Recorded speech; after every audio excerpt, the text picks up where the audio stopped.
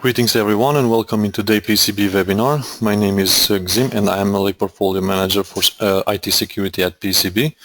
Today I will be as an organizer of this webinar and hopefully we will have a very interactive webinar with all your questions and comments. I assume you all know that PCB organizes daily webinars in our 5 portfolios, and every week we organize a webinar on IT security portfolio covering different topics and areas.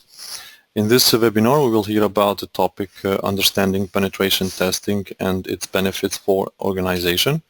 This webinar will be presented from our trainer, Mrs. Christie Oso, who is a managing principal information security consultant and a trainer, and also responsible for risk management, vulnerability assessment, and penetration testing at Intex IT. She holds certification on CISSP, CISM, CEH, ISO 27001 lead auditor, and ISO 27005 risk manager. We hope this webinar will help you understand the penetration testing and its importance for organization. If you have any question, you can write them at any time in question box, right-hand control panel, or you can use the option to raise your hand and we will answer to all of them. Please, Christie, you may continue. Thank you, Gezim. Good afternoon. As introduced earlier by Gezim, my name is Christie, and thank you all for joining me on this webinar, which is understanding penetration testing and its benefits for organization. As introduced earlier on, I'm an information security professional or consultant, primarily looking at conducting vulnerability assessments, pen testing, given general security advice, and conducting ISO 27001 implementation and auditing. And the reason why I'm here is I really want to share my knowledge and experience in penetration testing. And I've been asked a series of questions in the past by people want to know what the steps are and why did they need to do this. So I'm here just really to discuss this. Now the agenda it covers 4 parts. Commencing, we're looking at the overview of penetration testing, the purpose of why to do with the purpose of penetration testing and its benefits. What are the rules of engagement? What is involved in the pen testing? What is involved in the scope? The different types of penetration testing, white box, black box, or grey box testing, and lastly concluding with the penetration testing phases. So starting part 1 is looking at what is pen test, what's the penetration testing. Now, a penetration test is carried out by an ethical hacker. An ethical hacker is a security professional, and what we do is we simulate real-life activities that a malicious hacker would undertake. A pen test is really a preventative and proactive measure in order to keep an organization's networks secure. Now, this type of testing can be done manually or can be done automated, and it gives an organization a security stance. They want to know where there's security, where the security lies. We, as a pen tester, we use the pen test to identify the vulnerabilities that can be present in our information system network, in your application. It gives the organization an understanding of the security posture. This usually involves using attack methods as is conducted by an ethical hacker or trusted individuals.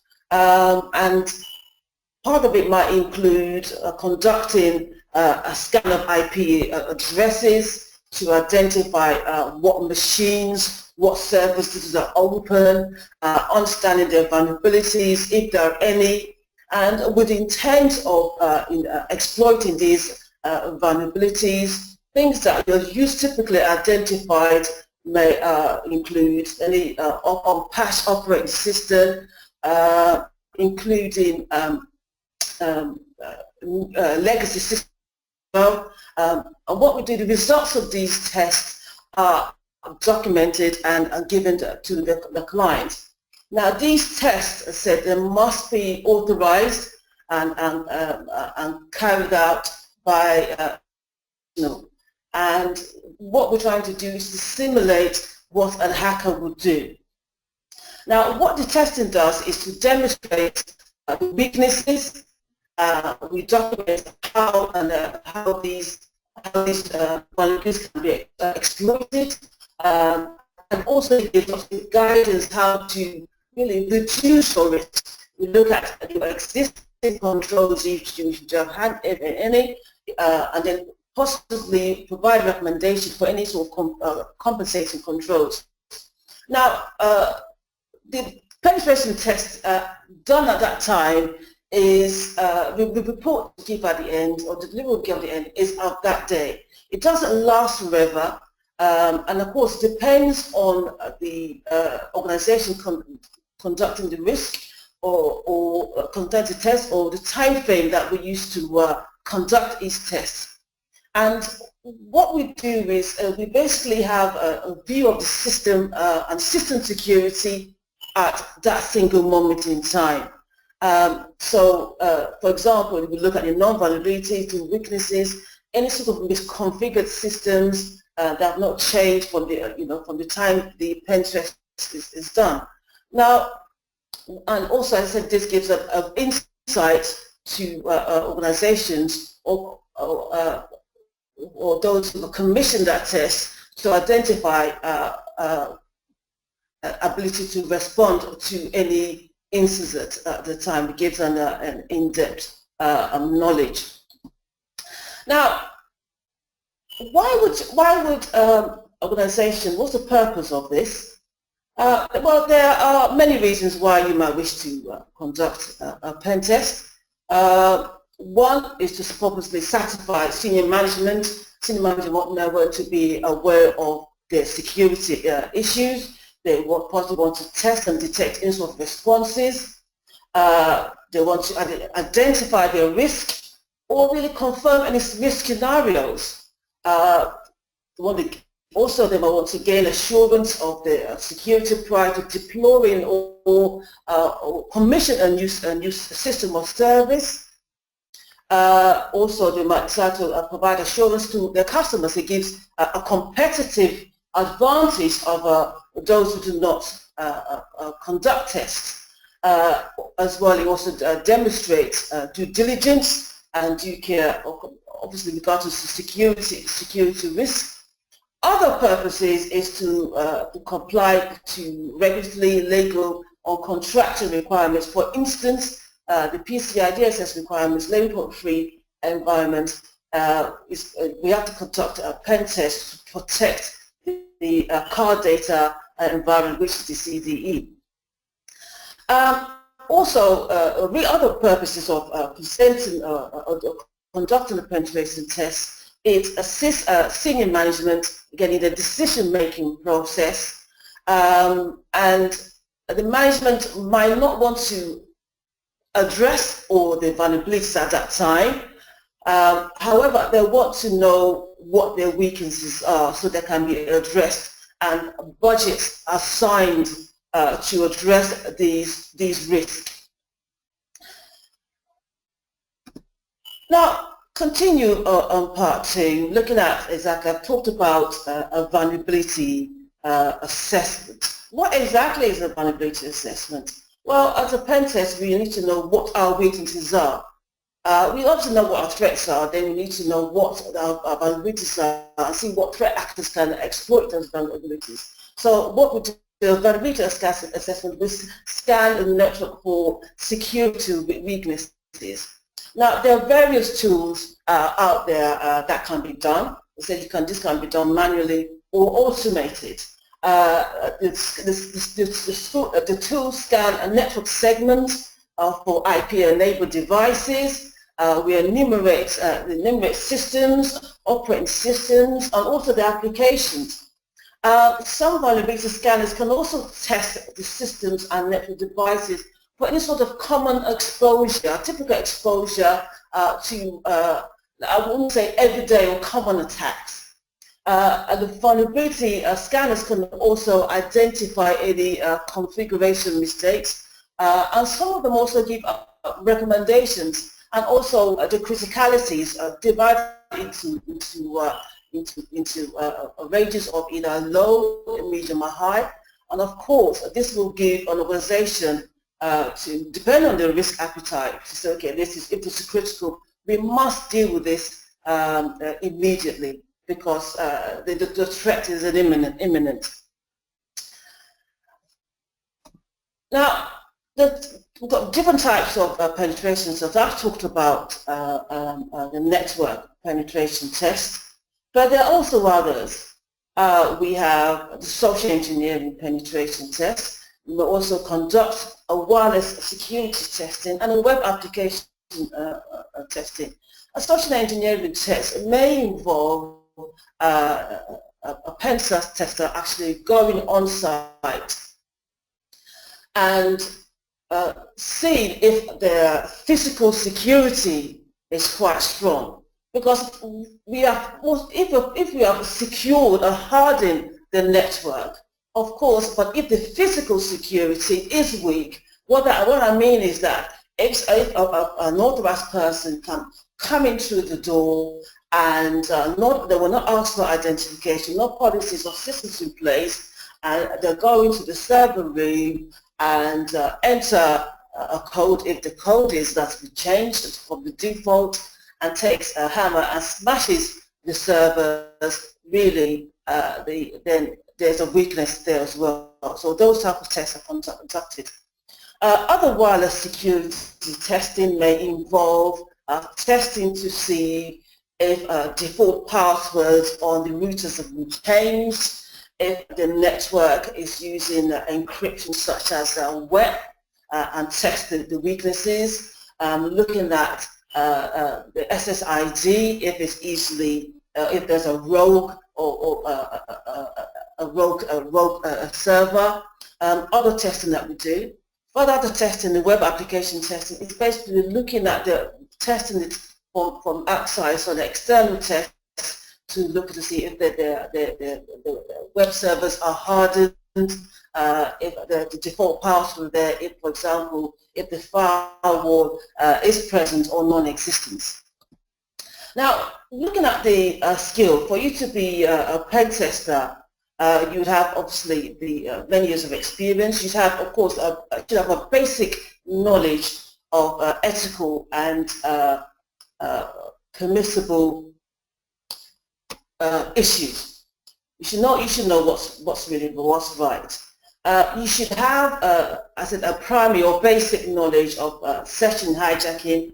You should know about hacking wireless and networks. You should be good at obviously sniffing a network. You should know how to obviously handle viruses and identify viruses and worms. You should have a basic knowledge of cryptography.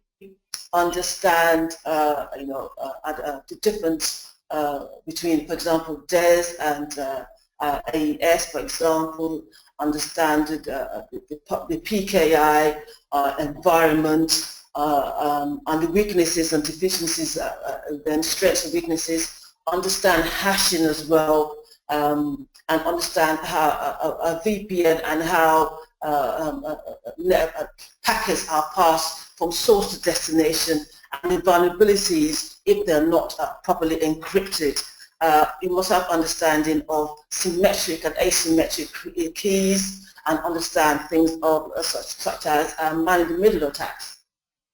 A pen tester should have a basic knowledge of accounts administration, understand directory services, understand things like Active Directory, using the Kerberos. Why? Because if a breach has occurred, a hacker would want to go in and escalate their privileges, and you must have a way of understanding if there's any change in the account administration. A pen tester should also know how to perform system hacking, you must definitely have a knowledge of network and computer security. And as well as having the security skills and knowledge, you must be able to communicate to senior management and IT personnel. Why?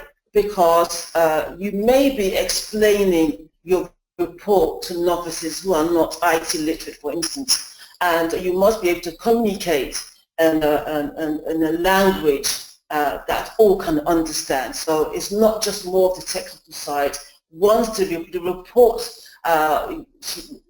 which may include screenshots, but examples, but they must be defined so that people do not get other pen testers to interpret the report that you've given.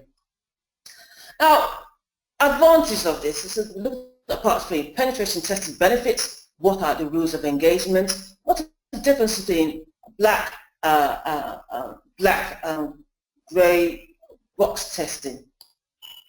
Now, the benefits are, for an organization, you want to improve your security. There have been a lot of media reports on last few years, or many years now, but a few come to mind that are of breaches in companies such as TalkTalk. Now, the benefit of that is they encourage other organizations to harden their system. So they want to improve the security. Advantages, again, good governance, a combination of IT governance and corporate governance. Penetration testing as well supports business objectives. Free conformity, it helps conform. Cost management, customer and partnership assurance.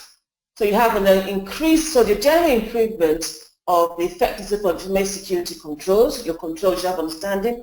You also conduct an independent security review of your systems, your management systems.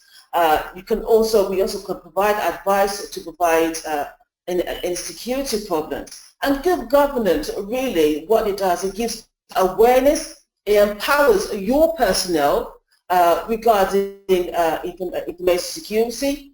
It reduces the risk of lawsuits. For instance, now, if customer data was leaked on the web, or even staff privacy issues were leaked on the web, those customers may take out a civil case.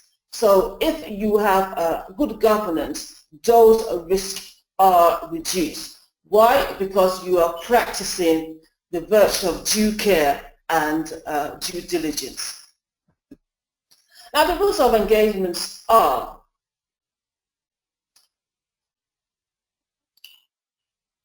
penetration testing, techniques used by hackers, I mentioned previously, but we basically must follow some rules to stay legal and meet expectations. For instance, at the first meeting, the client discusses the scope. The scope is agreed on both parties and signed at the end. The scope gives a detailed list or what tests will or will not be carried out, and also specifies the times and the dates of these tests.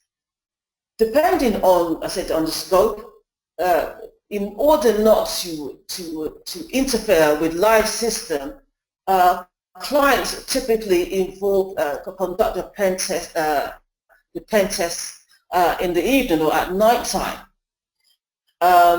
Others would want to test the security stance of their organization and would not inform their staff, so they will want the test to be carried out during the day. As a pen tester, we never ever carry out tests outside the agreed scope under any circumstances. Remember, there's a fine line here. Anything that's not authorized may be deemed as breaking the law. We also report immediately to the client any major findings, and then we await response from the clients at the end. The report that we give should not contain surprises. And of course, as a pen tester, you must have insurance as well. The company, you as either independent or your organization must be insured as well. But the primary thing I want to take away from here, we do not go out of scope or out of the boundaries agreed upon initially. Now, with a white box testing, looking at different tests here. Well, white box testing is a test whereby a pen tester is given the full details of the system to be tested.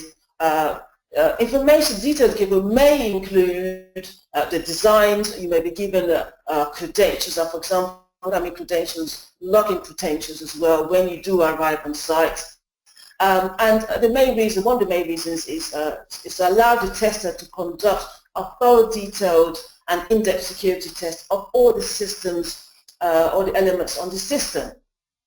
The black box, of course, is the opposite of the white box test, whereby a tester is simply given an amount of time to compromise the system.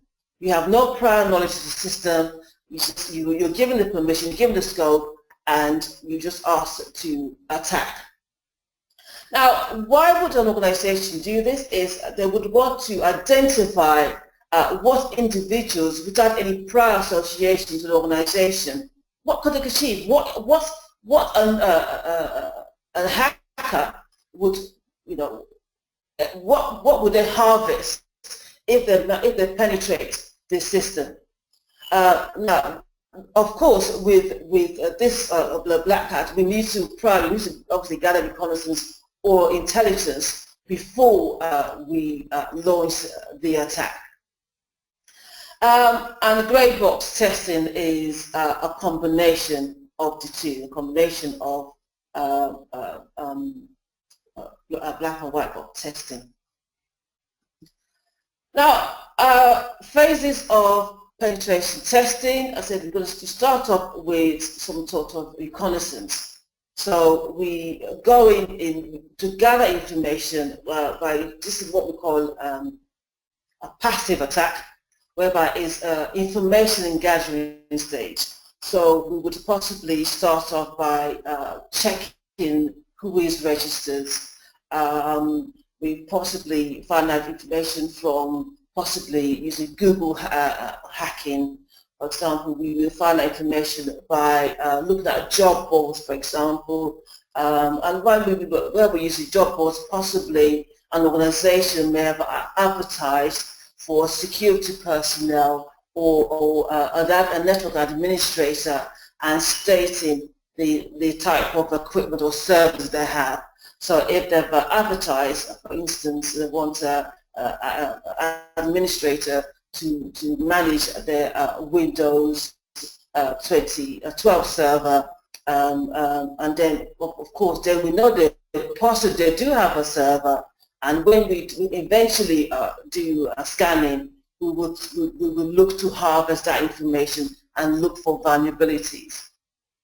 Now the second stage is, so look at that, performing reconnaissance. I said we'll focus on gathering information about the target in a passive way. I said reviewing web pages. We can also target social for social engineering. We can also look for IP range by looking at the DNS, looking for information, email accounts, and looking for the admin credentials. As I said, this is where we start. We start off in a passive way. The second we look at scan enumeration. Once we've got the information, okay, we need to build upon that, and there are various tools out there which we can use to do. A good one which we use is Nmap, network mapper. So we scan this, where we attempt to validate some of the initial information we've got, find out what the facts are, what's actually the systems. We test to see if the firewalls is up. We send packets out. We send, which includes flags, and we await the response and see, okay, this is what they've got. And then after that, the next stage is, once we're ready, we want to try and gain access. That's your objective. The intent of a hacker is basically not scan the system and walk away. They want to get in. So they gain access to the phase where the potential vulnerabilities, which were identified when you conduct your vulnerability assessment in the previous phase, is put to test. So we gain access to this system by exploiting the vulnerabilities. An example of a vulnerability is that if, for example, you are, let's say you're running Windows Server 2008 and release 1, then we know, and if at that stage is on release 3, for instance, then we know that there are vulnerabilities. Other things we look for if you have default passwords. Now you can, it's very easy to find information. We may brute force using default credentials to see if we can get access. Now, for denial of service vulnerabilities, so that means those are vectors vulnerabilities, which is part of the CIA triad, is usually a best practice for us to report those vulnerabilities and not to attempt them, because remember, we are dealing with live systems, and we want to identify a risk, but we do not want to bring the business to its knees. So we do report these immediately, because of course a denial of service could be a website not available, or the network is down, and of course if access to an extranet is down, this affects the overall part of the business process. So the next step, we have got into possibly to brute force or default credentials. Now we're in, we get in. So the purpose of a hacker is to escalate your privileges if you're not already root or system. So what that means is, for example, you may have gotten into possibly to a guest login, if that wasn't disabled, and you may try to escalate, because the purpose of getting in is to get to root. Once you are root, then you have a keys to Kingdom. Or you might use Mimikaz to grab clear text passwords of users that are currently logged in. So once access is gained, I said the next step is to identify if the privilege can be elevated. Once logged in as a standard user, you know, how is it possible to gain the administrator access? I said another quick answer might be if the default wasn't changed at the start. Now, we're in, we want to maintain access. We really want to make sure that you know, the organizations are not there, that we're in there. So in the real world hacking, this is a key step. So the question we have to ask is, how long can an attacker go without being detected? And I said, reports we've heard in the media that a lot of organizations have been hacked for months or even years, but they were not aware of this.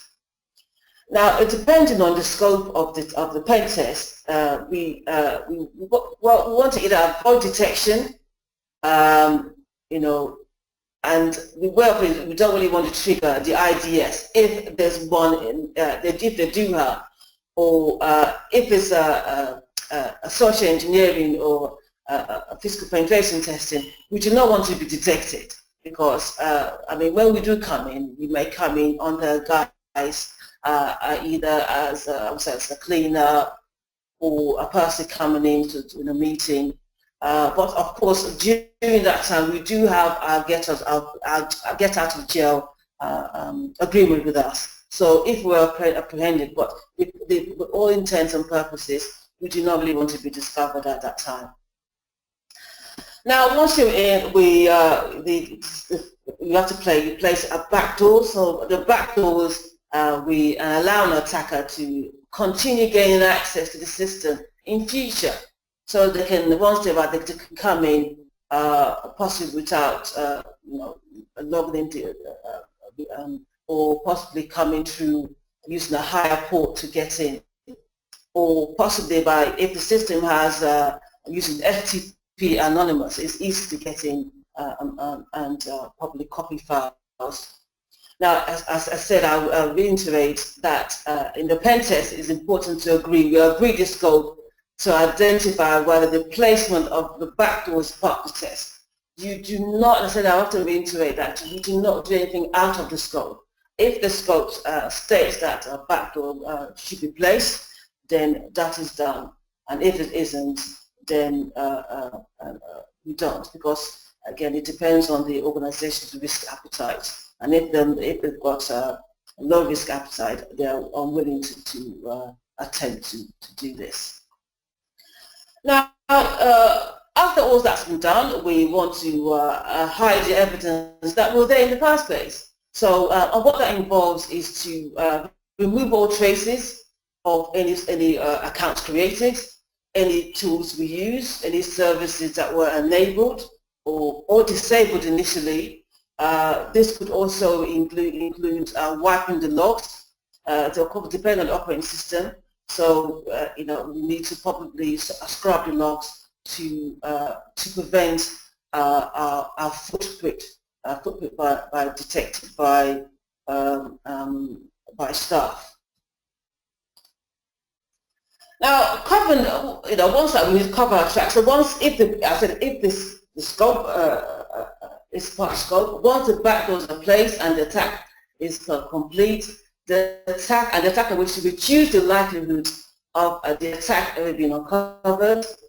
So then we use other techniques to remove log entries. We can hide files by possibly changing the extension of the files. We can possibly hide files by using steganography. We can remove, but the intent is to remove all traces that were even there. Again, that might be a step where to test if we've used to test to identify the organization's protective monitoring is really working. And again, a pen test also, examines how easy it is for an attacker to hide their activities. We're using real life cases really here. Now, we do have a checklist. So we've got, so these are the typical items that were placed before the test. So I said, I mentioned also that we have a formally documented and approved scope. It must be agreed by both parties. We have a signed contract with legal elements emphasized, and we always sign a non-disclosure agreement. And what that means is we do not disclose to any authorized persons or third parties what we discovered during the test. Of course, the organization must have adequate and complete insurance coverage. And we have to ensure the reporting channels are agreed upon and reporting times. We do not give this report to anybody. They must have a specified person or group of persons who this report will be given to. Other things that we agreed when it comes to reporting channels, things like the type of encryption. Of course, the report must be encrypted. There's no point in listing vulnerabilities in a system that is possibly that's possibly weak, and that means if you place it not encrypted, you're doing the work, you're giving the hacker a piece of the kingdom. We ensure that if there's a building access is agreed upon, and any sort of credentials or ID established prior. Possible things we look at is IT support in place, and is it available when testing commences. as a backup. Why, if it's a black box testing, staff they might have a huge amount of calls to IT support to help desk. Is there a process for following up penetration test findings? Is there an agreed upon, we have an agreement how these findings will be rated and ranked? Okay, and then of course we have an agreement on the process and the time frames. So we must also say we have a clear contract which authorize the test. During this, so we address confidentiality, discussing things about encryption, and looking at if the test is legal. Of course it is, if you're given permission. Now at the end of this, in order to conclude, if one is interested in, as an individual organization, in penetration testing, one could look upon certification. The PCB has a fantastic course that is a combination of hands-on. We have excellent hands-on labs that stimulate the real world tests, and we also give there's an exam at the end. So we have the PCB certified lead pen tester course, and if one is interested in becoming a consultant, or if an organization would like to train their staff so they can protect their security or to protect their perimeters adequately. And of course, the pen test really, as not to conclude, is it can help the organization, say, to talk about competitive advantage. It's there to provide compliance to regulators. It gives your clients confidence that you take security seriously, and also it shows that you're proactive. And also, this is not really a tick box exercise. Anyway, thank you very much for listening. And if you have any questions, please, I look forward to hearing it. Thank you, Christie, for this presentation. Yes, we do have a few questions. I will read them and you will be able to answer. The first one is asking about, we as a professional, how do we convince management or clients about return on security investment? Generally, many don't understand and see it as useless expenses since they have never been hacked. So I think you have any answer to this. Now, a way to convince management is to highlight the benefits of a pen test to support the business objectives. I always like to say that we have to understand that in most organizations, security is not their business. Their business might be retail, their business might be education. So, a way of convincing them is that this will help them reduce risk. This will help them, even though there's initial cost, the long-term cost. If a pen test is not carried out timely, there will be higher costs in the long run.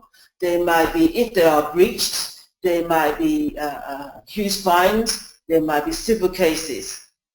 And possibly a way of communicating this is, I would say, is to cite examples of other companies that are similar to your organization, and also and explain the consequences of what happened, because I said there are financial consequences, and also there are some risks and there are also opportunities. So we explain what the risks are, and we explain the opportunities. Opportunities that is that if they do a pen test and they can use that as a competitive advantage. What we have to understand is that because they're interested in the cost, so we have to look at how this may save them money in the long run by possibly presenting them with, I said, with a pictorial view of the cost, and possibly doing some calculation on the loss, the compromises, the cost of probably securing each asset in your critical assets, and if they're not secured, what the consequences are and what's the loss to the business. I think mostly explain it in financial terms of loss. Thank you. Thank you, Christie. Another question, like a confirmation or something like that. One attendee is asking, is this process, the penetration testing process, the same with ICS SCADA penetration testing phase and process? Well, with the planning, in order to, it is similar because before you commence the test, what we tend to have is we have a meeting.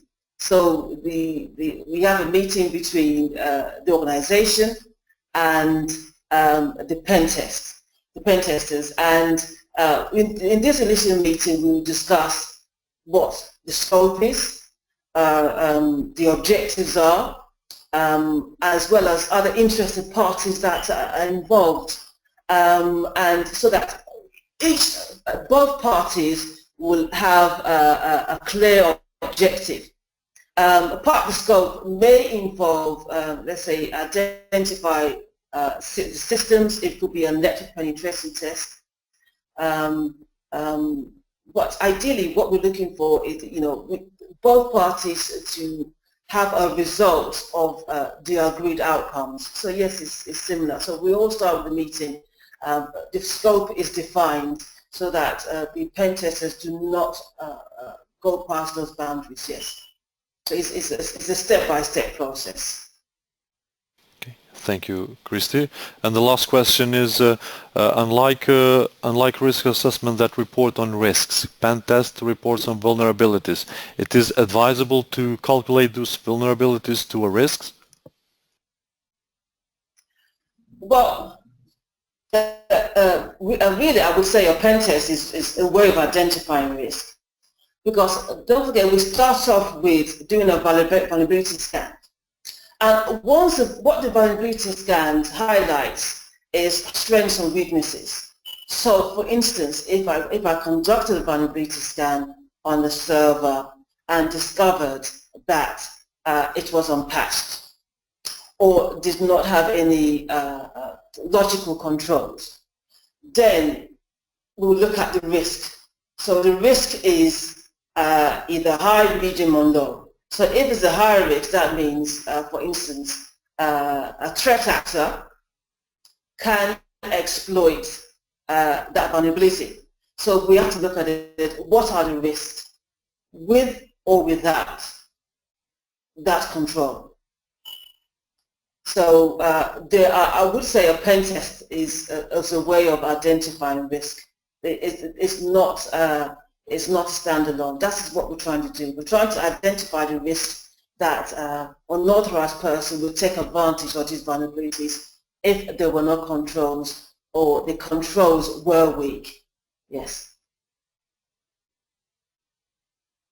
Thank you, Christie. Now, due to a time limitation that we have, we won't be able to respond to all the remaining questions, but of course we will do it by email.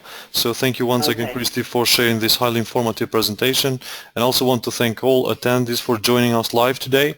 I strongly hope you had the chance to learn new things today.